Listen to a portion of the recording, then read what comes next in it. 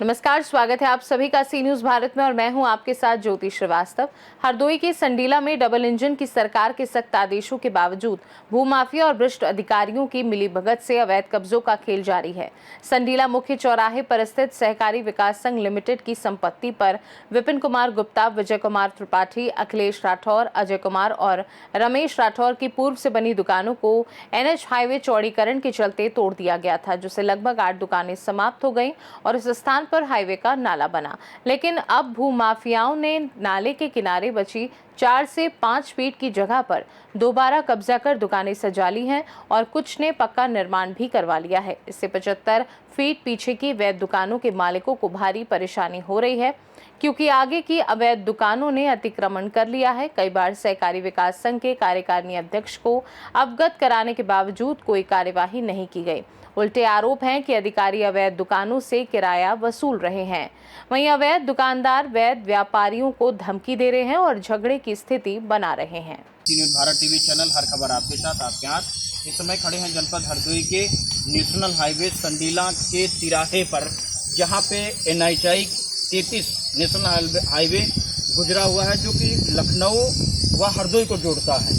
इसी पर अवैध निर्माण जो है कराया गया था। अवैध निर्माण जिसने किया था NH के माध्यम से उसको तोड़ा भी गया था, लेकिन यहाँ के अधिकारी व कर्मचारियों के मिलीभगत से भाई साहब खड़े हैं। इन्होंने बताया कि 50,000 रुपये की मांग की गई थी और 50,000 रुपये ना देने के चलते इनके आगे की ज़मीन जो रोड की सीमा में है, 50,000 रुपये ना देने के चलते इनकी ज़मीन के आगे किसी और को कब्जा करवा दिया गया है। आइए हम जानते हैं क्या इनकी समस्या है, क्या मामला इनका है।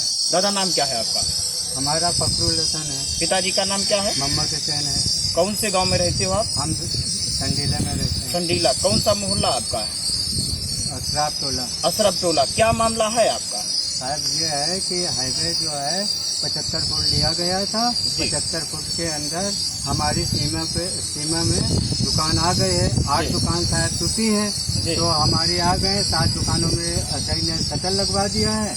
हमारी दुकान के आगे निर्माण खड़ा कर दिया है। हमारे से सारे फोटो है सर, हमने खींच लिया था। तो क्या कहा था, अजय ने हमसे पैसा मांगा था 50,000 और फिर एडवांस हमने जमा कर दिया 44,500 साहब। सब किराया अदा हो जाने के बाद मैं 45,000 की एक रसीद कटवाई, 44,500 की एक कटवाई साहब। तो ये जो है जांच करने आते हैं, करते हैं, तो क्या कहा, हमारी कोई सुनवाई नहीं होती। जब अध्यक्ष जी रसीद काट रहे थे तो मान लो सबसे आपसे उन्होंने क्या वार्तालाप की कि हमको कितना पैसा दो और हम तब जा करके मानेंगे? क्या कितना पैसा दिया? हमने रसीद एक 45,000 की कटाया और एक 45,500 की कटाया रसीद। जब वो 45,500 की रसीद आप कटवा रहे थे तो उन्होंने क्या कहा था? इन्होंने कहा था कि ये एडवांस भी जमा कर दो, हमको भी दे दो, और क्या कहा, हम ये हटवा देंगे, कब्जा जो है हटवा देंगे। कब्जा हटवा देंगे। और ये अभी तक की नहीं करते हैं। और उस दिन मीटिंग हुई तो मेंबरों से कहा कि आप जांच कर लीजिए, तो किसी को जांच करने नहीं दिया मेंबर जितने थे कॉपरेटिव के। और बस कहीं जो मर्जी होगी वो हम करेंगे।